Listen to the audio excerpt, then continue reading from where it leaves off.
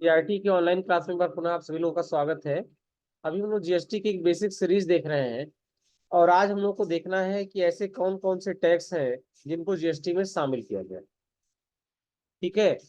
तो जीएसटी से पहले कुछ सेंट्रल टैक्स थे, जैसे excise duty, additional excise duty, services tax और सरचार्ज, जिनको जीएसटी में शामिल कर दिया गया। यानी जीएसटी से पहले ये सब टैक्स अलग से लगाए जाते थे, लेकिन जीएसटी के आने के बाद इन सब टैक्स को इसी में शामिल कर लिया गया। कौन कौन से हैं? एक्साइज ड्यूटी है, एडिशनल एक्साइज ड्यूटी है, सर्विसेज टैक्स है, सरचार्ज एंड सेस है। इन सबको जीएसटी में शामिल कर दिया गया। कुछ राज्य सरकार टैक्स लगाती थी, जैसे वैट, वैल्यू एडेड टैक्स है, परचेज टैक्स है, एंट्री टैक्स है, लग्जरी टैक्स है, सरचार्ज और सेस। तो इसको भी जीएसटी में शामिल कर लिया गया। पहले ये सब टैक्स अलग से लगाए जाते थे। और कुछ इंटीग्रेटेड टैक्स थे, जैसे CVD, countervailing duty, special additional duty and central sale tax. इन सबको भी जीएसटी में शामिल कर लिया गया। बात समझ में आ रहा ना? तो धीरे धीरे इन सब टैक्स को शामिल कर लिया गया जीएसटी में, जिससे हमारा बिजनेस थोड़ा सा आसान हो। नहीं तो पहले हर चीज का अलग से टैक्स था ना। कोई गाड़ी बिहार से यूपी के भीतर आ रही है तो वहां पे एंट्री टैक्स लगाए थे। यूपी क्रॉस करके एमपी में गई तो वहां भी एंट्री टैक्स लग गया। हर स्टेट का एंट्री टैक्स होता था, परचेज टैक्स अलग से होता था, लग्जरीज प्रोडक्ट पे लग्जरी टैक्स अलग से होता था। इस तरह से बहुत सारे टैक्सेस की प्रोविजन थे। लेकिन उससे बिजनेस का जो टैक्स स्ट्रक्चर था बहुत कॉम्प्लेक्स हो गया था। उसको इजी बनाने के लिए सबको जीएसटी में शामिल कर दिया गया है। अब जीएसटी का मतलब one nation one market one tax. ठीक है। अब है रजिस्ट्रेशन। रजिस्ट्रेशन में हमको ये देखना होता है कि क्या भारत में जितने भी बिजनेस चल रहे हैं, क्या सबको जीएसटी में रजिस्ट्रेशन कराना चाहिए? तो उसका आंसर है नो। सभी बिजनेस को रजिस्ट्रेशन कराने की कोई जरूरत नहीं। सारे बिजनेसेस को जीएसटी में रजिस्ट्रेशन कराने की कोई जरूरत नहीं है। जीएसटी में केवल उन बिजनेस को रजिस्ट्रेशन कराना है जिनका साल का टर्नओवर लिमिट 40 लाख रुपए से ज्यादा। आप लोग अपने घर के आसपास देखे होंगे, बहुत छोटी छोटी दुकानें हैं। किराने की दुकान है, पान की गिमटी है, ऐसे बहुत सारी दुकानें हैं। आप उनसे पूछेंगे क्या उनका जीएसटी में रजिस्ट्रेशन हुआ है, तो आंसर आएगा नो, उनका जीएसटी में रजिस्ट्रेशन नहीं हुआ। तो जीएसटी में केवल ऐसे रखा गया है, केवल ऐसे बिजनेस को जरूरी है रजिस्ट्रेशन कराना जिनका टर्नओवर 40 लाख से ज्यादा। देखिए लिखा है टिन। जिस तरह वैट में रजिस्ट्रेशन नंबर होता था तो पहले उनको टिन नंबर मिलता था। जीएसटी से पहले वैट था। वैट का जब रजिस्ट्रेशन होता था तो उनको टिन नंबर मिलता था। टिन का मतलब होता है टैक्स आइडेंटिफिकेशन नंबर। ठीक उसी तरह से जीएसटी में रजिस्ट्रेशन होने के बाद बिजनेस को जीएसटीआईएन दिया जाता है। जीएसटीआईएन का मतलब goods and service tax identification number. यहाँ एक लाइन मिसिंग है, थोड़ा सा उसको नोट कर लीजिए। इसके आगे लिख लीजिए, केवल एक लाइन लिखना है। जिस तरह वैट में रजिस्ट्रेशन होने के बाद, जिस तरह वैट में रजिस्ट्रेशन होने के बाद, इस खाली जगह पे यहाँ पे लिख लीजिए आप लोग।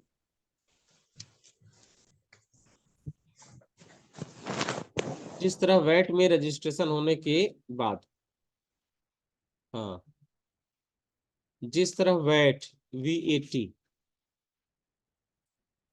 जिस तरह वैट में रजिस्ट्रेशन होने के बाद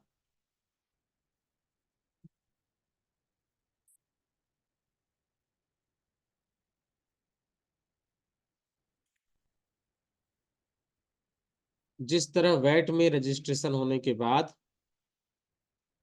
बस उसके लाइन बाद की लाइन पूरी हो जाएगी। Tin tax identification number assign किया जाता था। आइए, हाँ, जिस तरह वैट में रजिस्ट्रेशन होने के बाद tin tax identification number assign किया जाता था। अब उसके बाद का लाइन पूरा हो जाएगा। ठीक उसी प्रकार,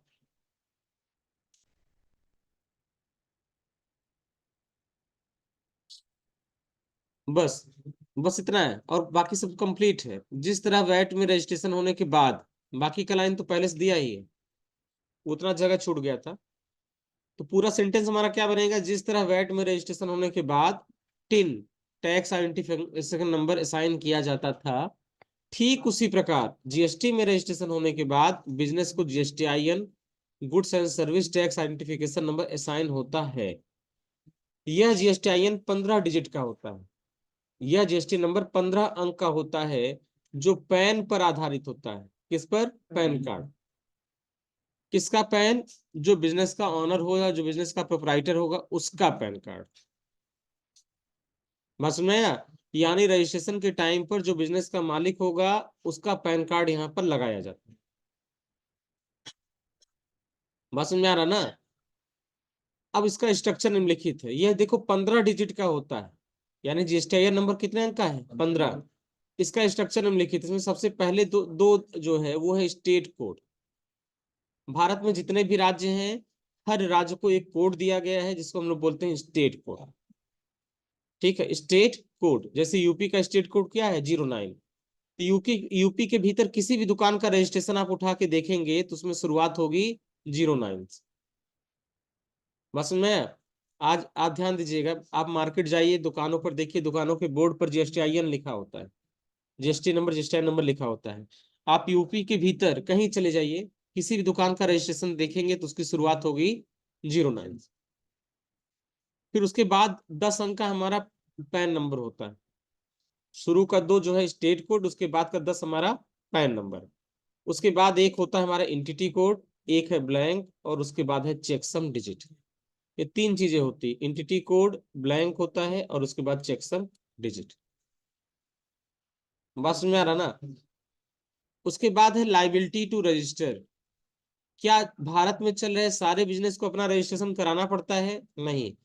तो जीएसटी में केवल उन्हीं को रजिस्ट्रेशन कराना पड़ता है जो अपनी टर्नओवर की लिमिट को क्रॉस करते हैं। इसके लिए पूरे भारत को 2 भाग में डिवाइड किया गया है, एक है स्पेशल कैटेगरी स्टेट और दूसरा है रेस्ट ऑफ इंडिया, बाकी बचा हुआ क्षेत्र।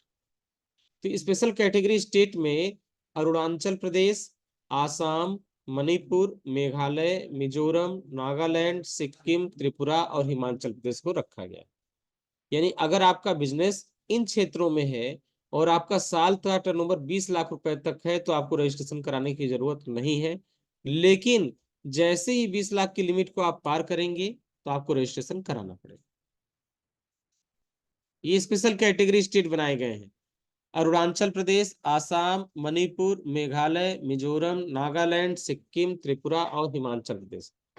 अगर आपका बिजनेस इन क्षेत्रों में है और आपका पूरे साल का टर्नओवर 20 लाख रुपए से कम है, तो रजिस्ट्रेशन कराने की कोई जरूरत नहीं है। जैसे ही आपका टर्नओवर 20 लाख रुपए से ज्यादा होगा तो आपको रजिस्ट्रेशन कराना पड़ेगा। बाकी बचे हुए भारत में, जैसे यूपी हो गया, एमपी हो गया, बिहार हो गया, दिल्ली हो गया, जितने भी क्षेत्र हैं, वहां पर लिमिट कितनी दे रखी है? 40 लाख। यानी बाकी बचे हुए क्षेत्र में अगर आपका बिजनेस है तो आपको 40 लाख रुपए तक की छूट दी जाती है। आप पूरे साल में अगर 40 लाख रुपए तक का बिजनेस करेंगे तो आपको रजिस्ट्रेशन कराने की कोई जरूरत नहीं है। जैसे आप 40 लाख रुपए से ज्यादा का बिजनेस करेंगे तो आपको रजिस्ट्रेशन अपना कराना पड़ेगा। बात समझ में आ रहा है ना? अब उसके बाद है मैंडेटरी रजिस्ट्रेशन। ऐसे कौन से बिजनेस हैं जिनको अनिवार्य रूप से रजिस्ट्रेशन कराना पड़ता है? ये तो हो गया टर्नओवर की लिमिट, थ्रेशोल्ड लिमिट। लिमिट के आधार पर लोग रजिस्ट्रेशन कराते हैं। लेकिन ऐसी कुछ शर्तें दिया गया है जिसमें लिमिट का आपका मतलब नहीं है। अगर आप इन शर्तों में आते हैं तो आपको रजिस्ट्रेशन कराना पड़ेगा, आपको लिमिट से कोई लेना देना नहीं। जैसे सबसे पहले, अगर कोई पर्सन या business inter state taxable supply करता है, ठीक है, अगर हमारा बिजनेस यूपी में है और हमें बिहार में गुड सप्लाई करना है, तो ये क्या हो गया? Inter state. यानी अगर अपने स्टेट के बाहर हमें सप्लाई करना है तो हमें जीएसटी में अनिवार्य रूप से रजिस्ट्रेशन कराना पड़ेगा, चाहे हमारा टर्नओवर का लिमिट कम हो या ज्यादा हो, कोई फर्क नहीं पड़ता। बात समझ में आया ना? अगर यूपी से बाहर हमको बिजनेस चलाना है, हमारा बिजनेस यूपी में है और अपने स्टेट के बाहर भी हमें सेल करना है, अपने स्टेट के बाहर भी हमें सेल करना है, तो हमें रजिस्ट्रेशन कराना ही पड़ेगा। फिर उसके बाद, अगर कोई casual non resident taxable person है तो उसे अनिवार्य रूप से रजिस्ट्रेशन कराना होगा। अब है यहाँ पे एक शब्द आ गया कैजुअल, और दूसरा शब्द है नॉन रेसिडेंट। नॉन रेसिडेंट का मतलब, रेसिडेंट शब्द का मतलब होता है भारत का निवासी, और नॉन रेसिडेंट का मतलब जो भारत का निवासी नहीं है। यानी अगर कोई विदेश का व्यक्ति भारत में बिजनेस करना चाहेगा, कोई विदेशी है और वो चाहता है इंडिया में हम चल के बिजनेस करे, तो उसको पहले दिन से ही अपना रजिस्ट्रेशन कराना पड़ेगा, चाहे उसका टर्नओवर का लिमिट कम हो या ज्यादा, कोई फर्क नहीं पड़ता। बात समझ में आ रहा ना? चाहे टर्नओवर का लिमिट कम हो या टर्नओवर का लिमिट ज्यादा हो, कोई फर्क नहीं पड़ता। अगर भारत के बाहर का कोई भी व्यक्ति है, विदेश का कोई व्यक्ति है, तो उसको पहले दिन से अपना रजिस्ट्रेशन कराना अनिवार्य होता, उसको टर्नओवर में कोई छूट नहीं दिया गया। फिर उसके बाद जो बिजनेस रिवर्स चार्ज मैकेनिज्म के अंतर्गत टैक्स पे करने के लिए लायबल है, तो अभी आरसीएम क्या, ये समझ में नहीं आएगा, तो ये पॉइंट अभी मत समझिए आप लोग, इसको आगे हम लोग समझाएंगे। पहले आरसीएम के बारे में समझना पड़ेगा, आरसीएम होता क्या है। फिर अगर कोई एजेंट किसी टैक्सेबल पर्सन के आधार पर goods and service tax supply करता है, तो उसे अनिवार्य रूप से अपना रजिस्ट्रेशन कराना पड़ेगा। हमने हमारे दुकान का रजिस्ट्रेशन है, बात समझ में आया? हमने एक एजेंट हायर किया, हमारी कपड़े की दुकान है और हमने एक एजेंट हायर किया, उससे बोला कि तुम मेरी गाड़ी पर लाद कर कपड़ा लेकर जाओ और देहात के क्षेत्रों में उसकी बिक्री करो। बस में आ रहा, जितना तुम बिक्री करोगे उसका हम 1% 2% तुमको कमीशन देंगे, उसका हम तुम्हें 1% 2% कमीशन देंगे। तो अगर कोई ऐसा पर्सन है, अगर कोई ऐसा पर्सन है, तो उस पर्सन को भी अपना रजिस्ट्रेशन अलग से कराना। बात में आ रहा ना? अगर कोई ऐसा पर्सन है तो उस पर्सन को भी अपना रजिस्ट्रेशन अलग से कराना हो। किसको? एजेंट को भी, ऐसा जीएसटी का रूल है। फिर है जो इनपुट सर्विस डिस्ट्रीब्यूटर का बिजनेस करते हैं। इनपुट सर्विस डिस्ट्रीब्यूटर का मतलब जो सर्विसेज परचेज करते हैं और उसको जो है आगे डिस्ट्रीब्यूट करते हैं। जैसे मान लो हमने GoDaddy कंपनी से डेटाबेस खरीदा, डेटाबेस या होस्टिंग खरीदा, और उस होस्टिंग को हम इंडिया के अन्य बिजनेस मैन को या अन्य स्कूल को, कॉलेज को, अन्य किसी पर्सन को सेल कर रहे हैं कि भैया हम आपकी वेबसाइट बना देंगे, होस्टिंग आप हमसे ले लीजिए, हम आपको GoDaddy की होस्टिंग दे रहे हैं, लेकिन आपका ये चार्ज लगेगा। बात समझ आया? इसे बोलते हैं इनपुट सर्विस डिस्ट्रीब्यूटर। या केबल टीवी का एग्जांपल ले लो, केबल टीवी नेटवर्क वाले ना किसी कंपनी से नेटवर्क लेते हैं और फिर अपना वायर लगा के जगह जगह फैला के कनेक्शन देते हैं, तो उनको भी अपना रजिस्ट्रेशन क्या होगा? कराना पड़ेगा। जो लोग सर्विसेज डिस्ट्रीब्यूट कर रहे हैं, ई कॉमर्स प्लेटफॉर्म आप जान ही रहे हैं, ऐसे बिजनेस जो ऑनलाइन चलते हैं, जैसे फ्लिपकार्ट हो गया, अमेजॉन हो गया ना, ऐसी बहुत सारी साइट्स हैं जो इसलिए अपना बिजनेस पूरा ऑनलाइन कर रखा है। आप घर बैठे प्रोडक्ट को देखिए, देखकर ऑर्डर दीजिए और ऑर्डर देख के परचेज करिए, उनको भी अपना रजिस्ट्रेशन अनिवार्य रूप से कराना पड़ेगा। बात में आ रहा ना? भारत के बाहर की कोई ऐसी कंपनी जो ऑनलाइन इंफॉर्मेशन और डेटाबेस एक्सेस करने की सर्विस भारत के भीतर किसी अनरजिस्टर्ड पर्सन को देते हैं, उन्हें भी अनिवार्य रूप से रजिस्ट्रेशन कराना पड़ेगा। कोई भारत के बाहर की कंपनी है जो भारत में मेरा डेटाबेस की सर्विस देती है, ऑनलाइन इंफॉर्मेशन की डेटा सर्विस देती है, उसे भी अनिवार्य रूप से रजिस्ट्रेशन कराना पड़ेगा। तो ये कुछ जरूरी शर्तें हैं। आपका टर्नओवर चाहे कम हो चाहे टर्नओवर ज्यादा हो, उससे फर्क नहीं पड़ता। अगर इन कंडीशन में आप आते हैं, अगर अपने स्टेट से बाहर आपको गुड सप्लाई करना है, तो आपको अपना रजिस्ट्रेशन अनिवार्य रूप से कराना। जो बिजनेस टीडीएस डिडक्ट करते हैं, उनको भी अपना रजिस्ट्रेशन कराना हो। टीडीएस क्या होता है? टीडीएस का मतलब होता है टैक्स डिडक्टेड एट सोर्स। आगे चल के पूरा टीडीएस के नाम का एक लेसन आपको पढ़ाया जाएगा, उसमें ये बताया गया है कि एक निश्चित लिमिट के बाद अगर आप किसी को कोई पेमेंट देते हैं, तो पेमेंट देने से पहले आप उसका टीडीएस डिडक्ट करते हैं। बात समझ में आया? जैसे कोई अगर एम्प्लॉयर अपने एम्प्लॉय को सैलरी देता है, तो 10% टीडीएस में से काट कर देगा। कोई किराएदार अगर कमर्शियल यूज के लिए कोई बिल्डिंग किराए पर लेता है, तो वह अपने मकान मालिक को रेंट देने से पहले 10% टीडीएस काट कर बाकी बचा हुआ पैसा देगा। बस में आया? लेकिन उसकी शर्त लगाई गई है, जैसे मान लो कि हमने कोई बिल्डिंग किराए पर लिया कोचिंग चलाने के लिए ना, और उसका पूरे साल का भाड़ा 2,40,000 से ज्यादा है, तब हमें टीडीएस काट कर बाकी बचा हुआ पैसा इनकम टैक्स विभाग में जमा करना है। बात समझ में आया ना? तो ऐसे लोगों को भी जीएसटी में रजिस्ट्रेशन कराना अनिवार्य है, जो लोग टीडीएस काटते हैं। बात समझ में आया? जो लोग टीडीएस काटते हैं उनको भी जीएसटी में रजिस्ट्रेशन कराना अनिवार्य है। अब है टाइप ऑफ डीलर। देखो यहाँ लिमिट बढ़ गई है, ये लिमिट हो गई है अब 1.5, 1.5 करोड़, इसे चेंज कर लीजिए 1.5।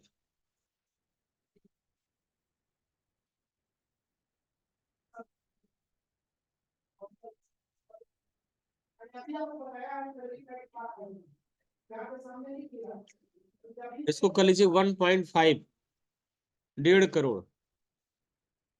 एक की जगह कर लीजिए 1.5।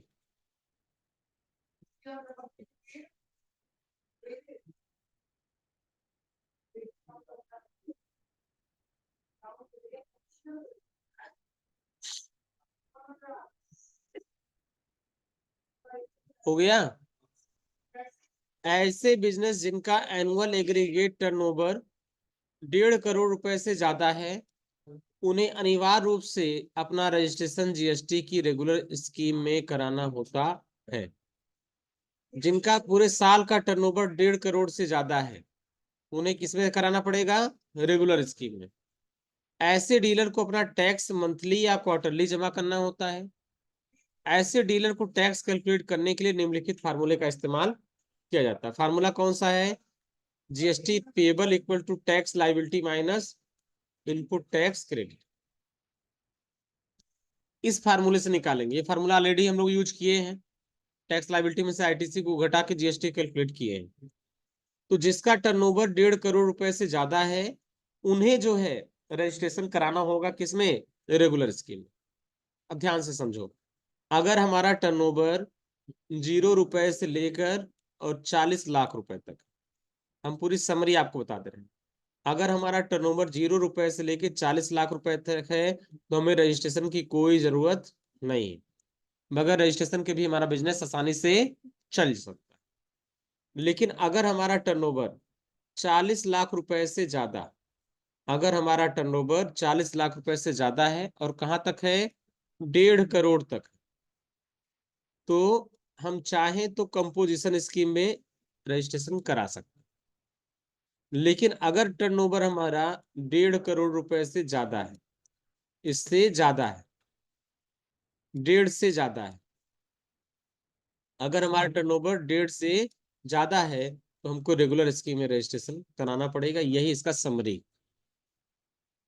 अगर हमारा टर्नओवर 0 से 40 लाख रुपए तक है, तो रजिस्ट्रेशन की कोई जरूरत नहीं है। 40 लाख से 1.5 करोड़ तक है, तो कंपोजिशन स्कीम में करा सकते हैं। लेकिन अगर 1.5 करोड़ रुपए से ज्यादा हमारा पूरे साल का टर्नओवर है, तो हमें रेगुलर स्कीम में रजिस्ट्रेशन अनिवार्य रूप से कराना पड़ेगा। बात समझ में आ रहा ना? यही इसका मतलब है। तो रेगुलर समझ में आ गया ना? रेगुलर डीलर ऐसे डीलर है जिनका टर्नओवर पूरे साल का 1.5 करोड़ रुपए से ज्यादा है, पूरे साल में 1.5 करोड़ रुपए ज्यादा का सेल करते हैं। हम प्रॉफिट की बात नहीं कर रहे हैं, सेल की बात कर रहे हैं। पूरे साल में 1.5 करोड़ रुपए से ज्यादा का सेल करते हैं, तो उन्हें रेगुलर स्कीम में रजिस्ट्रेशन कराना होगा। ऐसे डीलर अपना टैक्स मंथली जमा कर सकते हैं या फिर क्वार्टरली जमा कर सकते हैं। ऐसे डीलर को टैक्स कैलकुलेट करने के लिए टैक्स लायबिलिटी में से आईटीसी को घटाना पड़ेगा। बात समझ में आया? तो ये हो गया रेगुलर डीलर के लिए। अब सेकेंड है कंपोजिशन डीलर। देखो, कंपोजिशन डीलर को हिंदी में बोलते हैं समाधान। कंपोजिशन का मतलब क्या होता है? समाधान। समाधान कहां पर होता है? जहां पर कोई समस्या होती है। भाई, जहां पे कोई समस्या होगी वहीं तो समाधान निकलेगा। तो इस समस्या क्या थी वो हम आपको बता रहे हैं। देखो, भारत में बहुत सारे छोटे छोटे बिजनेस हैं जिनकी ये क्षमता नहीं है कि अपने दुकान पे वो कंप्यूटर लगाएं, चलाने के लिए एक ऑपरेटर रखे, उसको अलग से सैलरी दे, बिल छापने के लिए प्रिंटर रखे। समझ में आया? तो जो छोटे छोटे बिजनेस थे, उन्होंने जीएसटी का बहुत विरोध किया, क्योंकि रेगुलर स्कीम में अगर आपको काम करना है तो आपको सिस्टम लगाना पड़ेगा, आपको सॉफ्टवेयर का यूज करना ही पड़ेगा। तो जब शुरू शुरू में जीएसटी बनाया गया ना, तो केवल और केवल रेगुलर स्कीम थी वहां पे। जब शुरू में जीएसटी बनाया गया तो केवल एक ही स्कीम थी, रेगुलर स्कीम। तो कोई भी रेगुलर स्कीम में अगर रजिस्ट्रेशन कराए, तो उसको सिस्टम लेना पड़ेगा, सॉफ्टवेयर लेना पड़ेगा, चलाने के लिए ऑपरेटर रखना पड़ेगा। इस समस्या से बचने के लिए गवर्नमेंट ने एक योजना बनाई, उसको बोला जाता है समाधान योजना। समाधान योजना में क्या बोला गया कि जिसका टर्नओवर कम है वह एक कंपोजिशन स्कीम में रजिस्ट्रेशन करा ले, और ऐसे लोगों को सिस्टम लगाने की कोई आवश्यकता नहीं पड़ेगी, क्योंकि कंपोजिशन स्कीम बहुत ही सिंपल थी। इसमें किसी स्पेशल फार्मूले का इस्तेमाल नहीं किया गया। इसका टैक्स का सिर्फ एक ही फार्मूला है, 1%। बात समझ में आया? इसमें टैक्स कैलकुलेशन करने का बहुत सिंपल सा फार्मूला है, केवल 1% टैक्स आपको जमा करना है अपने टर्नओवर का 1%। अगर महीने हमारी सेल 100 रुपए की है तो हमें 1 रुपए टैक्स जमा करना है। बात समझ में आया? महीने में सेल हमारी 1000 की है तो हमें 10 रुपए टैक्स जमा करना है। महीने में सेल हमारी 10,000 की है तो हमें 100 रुपए टैक्स जमा करना है। तो ये कैलकुलेशन बहुत ही आसान हो गया। प्लस ऐसे लोगों को कोई बिल बनाने की जरूरत नहीं है। बिल मतलब टैक्स इनवाइस बनाने की जरूरत नहीं है। ऐसे लोगों के लिए बिल ऑफ सप्लाई बनाया गया और एक सरल स्कीम बना के दे दी गई। उस स्कीम को बोला गया समाधान योजना। क्योंकि जब जीएसटी में रजिस्ट्रेशन कराने की बात हुई तो शुरू में इसका बहुत विरोध हुआ, क्योंकि रेगुलर स्कीम को बहुत ट्रिपिकल बनाया गया था, कठिन बनाया गया था। उसके नियम और सिस्टम को बहुत ट्रिपिकल बना दिया गया था कि आपको टैक्स इनवाइस बनाते समय एचएसएन कोड पता होना चाहिए, जीएसटी का रेट पता होना चाहिए, आपको इस तरीके से करना चाहिए, आपको बिल बनाने के लिए 3 कॉपियों का इस्तेमाल करना चाहिए। ऐसे करके बहुत सारे सिस्टम बनाए गए, तो एक छोटे छोटे बिजनेस की क्षमता के बाहर थे। देखिए, ऐसे डीलर जिनका एनुअल एग्रीगेट टर्नओवर 1.5 करोड़ रुपए से कम है, यहां पर भी कर लीजिए 1.5 करोड़, 1.5 करोड़ रुपए से कम है, वो अपना रजिस्ट्रेशन कंपोजिशन स्कीम में करा सकते हैं। वास्तव में कंपोजिशन स्कीम को जीएसटी प्रोसेस को आसान बनाने के लिए किया गया था। इस स्कीम के अंतर्गत निम्नलिखित नियम बनाए गए। सबसे पहला नियम क्या है? इनको अपने टर्नओवर का 1% ही टैक्स जमा करना है। ऐसे डीलर को अपने टर्नओवर का एक निर्धारित परसेंटेज, जिसका करंट रेट कितना है 1% ही टैक्स के रूप में गवर्नमेंट को जमा करना पड़ता। पहला चीज, ऐसे डीलर्स को ना तो डिटेल रिकॉर्ड मेंटेन करने की जरूरत पड़ती है और ना ही टैक्स इनवाइस इशू करने की आवश्यक रूल्स और प्रोसीजर को फॉलो करना पड़ता है, और ना ही स्टॉक मेंटेन करने की जरूरत पड़ती है, और ना ही सेल्स और परचेज का इनवाइस वाइज रिटर्न फाइल करने की जरूरत पड़ती है। इतना काम आसान कर दिया गया। टैक्स इनवाइस बनाने का कोई नियम नहीं आपको पालन करना है, आपको स्टॉक मेंटेन करने की जरूरत नहीं है, और सेल और परचेज का इनवाइस वाइज रिटर्न फाइल करने की जरूरत नहीं है कि हमने कितने इनवाइस से परचेज किया और कितने इनवाइस का सेल किया। इनवाइस वाइज रिटर्न फाइल करने की जरूरत नहीं है। फिर ऐसे डीलर्स को केवल क्वार्टरली रिटर्न फाइल करना पड़ता है, 3 महीने में एक बार, ये भी आसान हो गया। तो ऐसे डीलर क्या करेंगे? अपना महीने का टर्नओवर निकालेंगे। जैसे मान लो उनकी जनवरी की टर्नओवर कितनी है, जनवरी में उन्होंने 10,000 रुपए का सेल किया, फरवरी में कितना सेल किया, फरवरी में 20,000 रुपए का सेल किया, ठीक है। मार्च में कितना किया, मार्च में अगेन 20,000 रुपए का सेल किया। तो पूरे 3 महीने की सेल कितनी हो गई? 50,000, ठीक है। यहाँ 20 और यहाँ 20 और यहाँ 10, 50,000 हो गया। अब मार्च के लास्ट में वो 50,000 का 1% टैक्स निकालेंगे और ले आके गवर्नमेंट के पास जमा कर देंगे, बात खत्म। बस में आया? तो ऐसे डीलर को टैक्स रिटर्न भरना करना बहुत आसान है। ऐसे डीलर को आईटीसी प्राप्त नहीं होता। गुड्स को परचेज करते समय जो टैक्स देते हैं उसी को बोलते हैं आईटीसी। तो ऐसे डीलर को आईटीसी का कोई बेनिफिट नहीं मिलता, उनको लिए आईटीसी मतलब नथिंग। और ना ही टैक्स इनवाइस इशू करने का अधिकार है, ना वो टैक्स इनवाइस बना सकते हैं और ना किसी कस्टमर से टैक्स कलेक्ट कर सकते हैं। ऐसे डीलर टैक्स भी कलेक्ट नहीं कर सकते। बस समझ में आया? तो ये हो गया कंपोजिशन स्कीम के बारे में। इनको अपने टर्नओवर का 1% टैक्स जमा करना है। इनको डिटेल में मेंटेन करने, रिकॉर्ड मेंटेन करने की जरूरत नहीं है। टैक्स इनवाइस इशू करने के रूल और प्रोसीजर को फॉलो करने की भी जरूरत नहीं है। स्टॉक मेंटेन करने की जरूरत नहीं है। परचेज और सेल के इनवाइस वाइज रिटर्न फाइल करने की भी जरूरत नहीं है ना। क्वार्टरली रिटर्न फाइल कर सकते हैं। इनको आईटीसी प्राप्त नहीं होता है, ये टैक्स भी कलेक्ट नहीं कर सकते। बस में आया? तो ये हो गया कंपोजिशन स्कीम की कुछ नियम और शर्तें। इसलिए कंपोजिशन स्कीम बहुत इजी स्कीम है, बहुत सरल स्कीम है। कोई बिजनेसमैन जोड़ लेगा कि हमारा 1 महीने का सेल कितना है, फिर 3 महीने का सेल जोड़कर निकाल लेगा और उसका 1% उठा के टैक्स जमा कर देगा। बात समझ में आ रहा ना? 1% टैक्स उठा के जमा कर देगा। अब कैलकुलेशन समझिए, दोनों स्कीम में कैलकुलेशन कैसे करना है ये समझिए।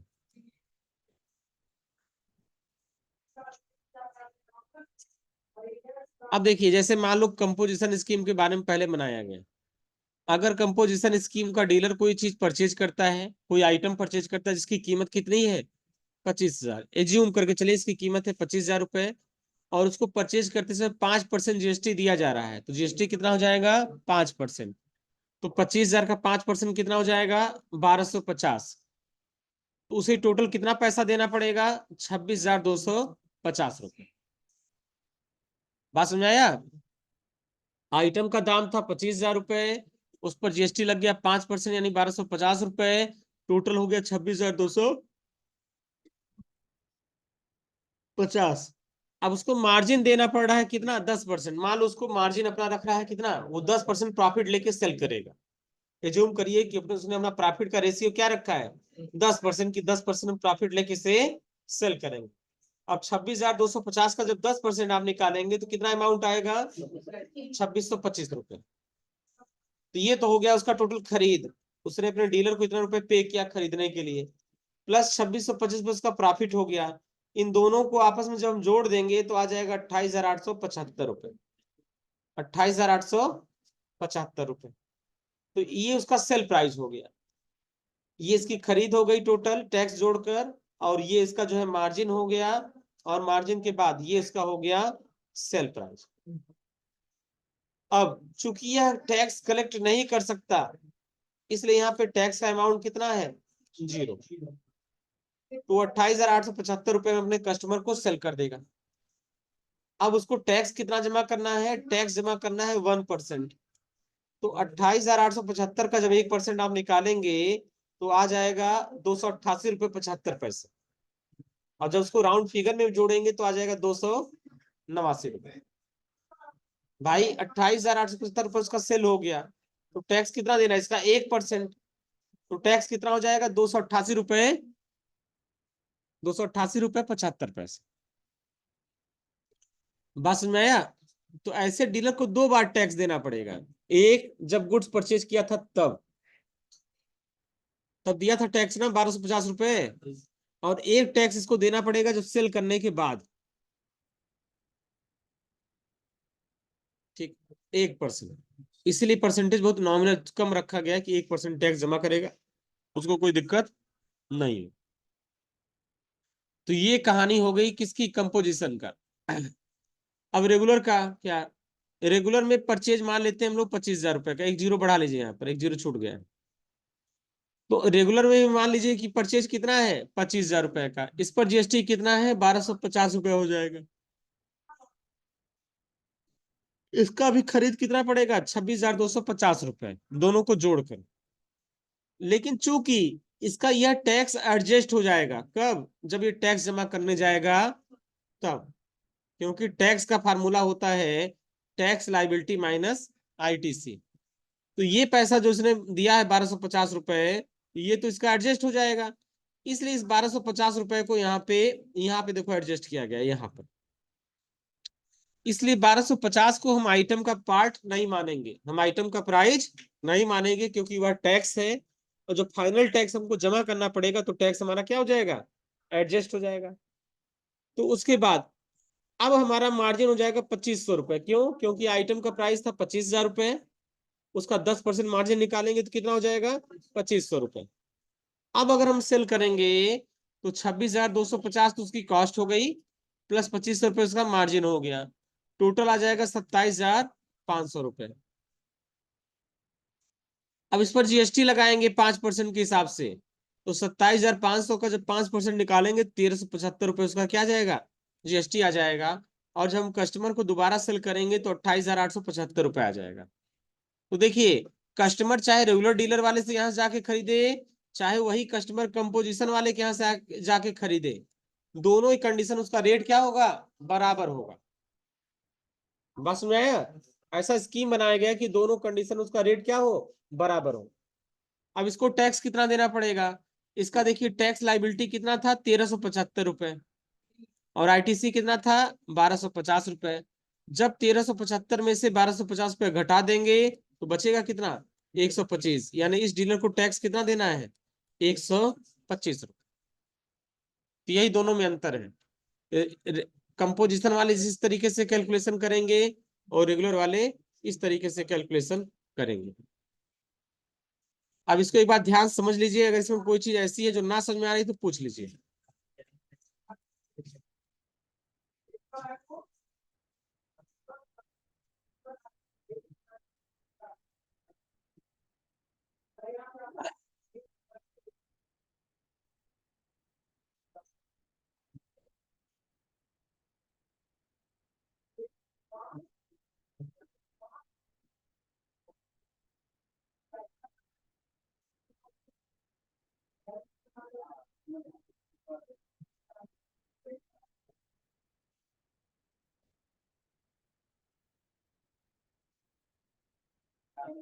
समझ में आ रहा है ना कैलकुलेशन कैसे हुआ है?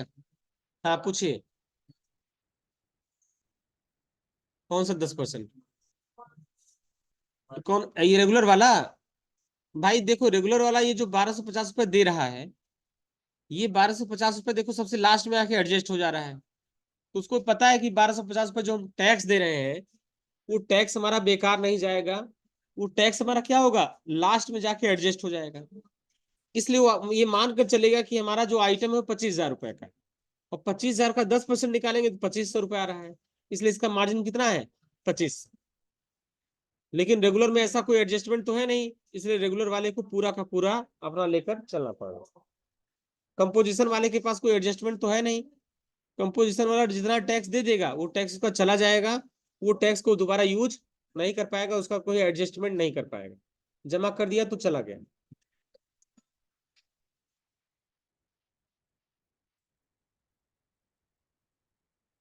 हेलो।